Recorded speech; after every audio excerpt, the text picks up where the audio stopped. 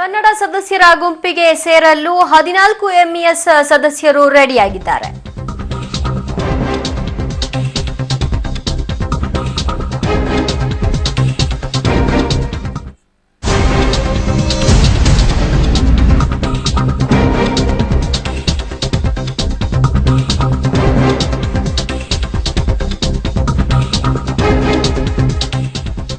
ಕನ್ನಡ ಸದಸ್ಯರ ಗುಂಪಿಗೆ ಸೇರಲು 14 ಎಂಇಎಸ್ ಸದಸ್ಯರು ರೆಡಿಯಾಗಿದ್ದಾರೆ. ಮಹಾನಗರ ಪಾಲಿಕೆಯ ಎಂಇಎಸ್ ಸದಸ್ಯರಲ್ಲಿ ಒಂದು ರೀತಿ ಬಿರುಕು ಮನೆ ಮಾಡಿದೆ.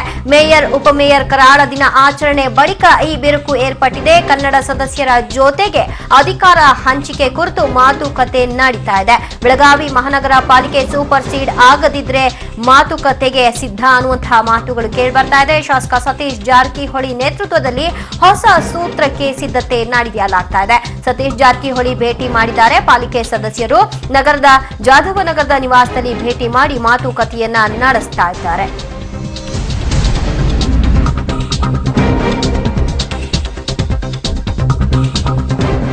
ಕೆಲವು 8-10 ಜನ ಬಿಟ್ರೆ ಏನವ್ರು ಮೊದಲಿಂದ ಕೂಡ ಕನ್ನಡ ವಿರೋಧಿ ನೀತಿಯನ್ನು ಅನುಷ್ಠಿಸ್ತಾರೆ.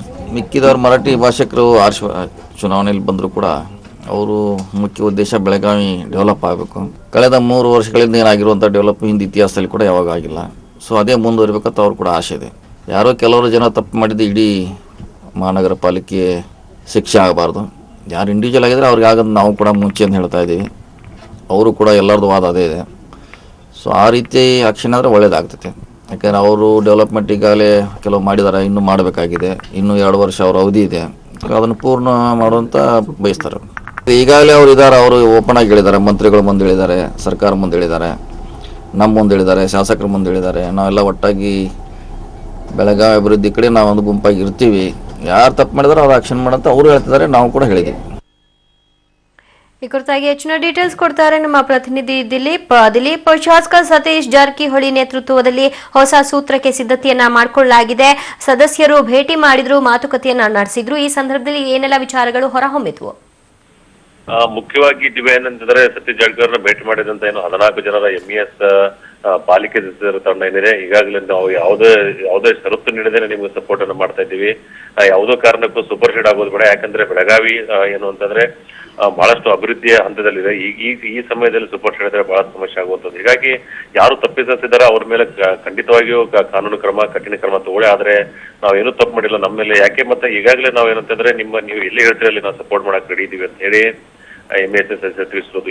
ಈ ವಿಚಾರವನ್ನ ಸತೀಶ್ ಜಾರಕಿಹೊಳಿ ಅವರು ಕೂಡ ಮುಖ್ಯಮಂತ್ರಿಗಳೇ ತಿಳಿಸಿರುವಂತದ್ದು. ದಿವ್ಯ, ಕನ್ನಡ ಸದಸ್ಯರ ಗುಂಪಿಗೆ 14 ಎಂಇಎಸ್ ಸದಸ್ಯರ ಗುಂಪು ಸೇರ್ಪಡೆಗೆ ಏನೆಲ್ಲ ಒಂದು ನಿಯಮಗಳಿದೆ, ಅದು ಹೇಗೆ ಸಾಧ್ಯತೆಗಳಾಗಬಹುದು ದಿಲೀಪ್?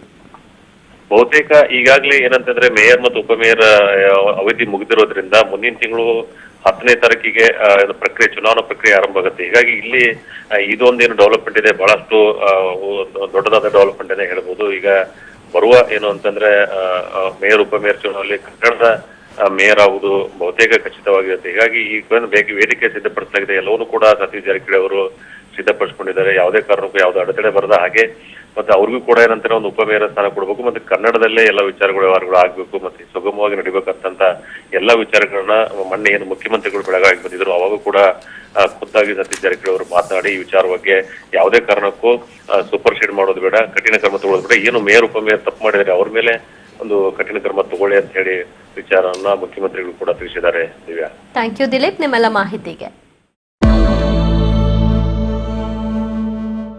ಇವತ್ತು ಹಳೆಯ ನೋಟುಗಳ ವಿನಿಮಯಕ್ಕೆ ಅಂತಿಮ ದಿನವಾಗಿತ್ತು.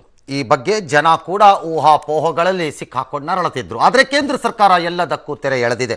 ಇಂದು ಕೊನೆಯಾಗಬೇಕಿದ್ದ ಹಳೆ ನೋಟುಗಳ ವಿನಿಮಯವನ್ನ ಡಿಸೆಂಬರ್ 15ರವರೆಗೆ ವಿಸ್ತರಣೆ ಮಾಡಿದೆ. ಬ್ಯಾಂಕ್ ಆಫ್ ಇಂಡಿಯಾಗೆ ಸೇರಿದ 1.37 ಕೋಟಿ ರೂಪಾಯಿ ದರೋಡೆ ಪ್ರಕರಣಕ್ಕೆ ಟ್ವಿಸ್ಟ್ ಸಿಕ್ಕಿದೆ.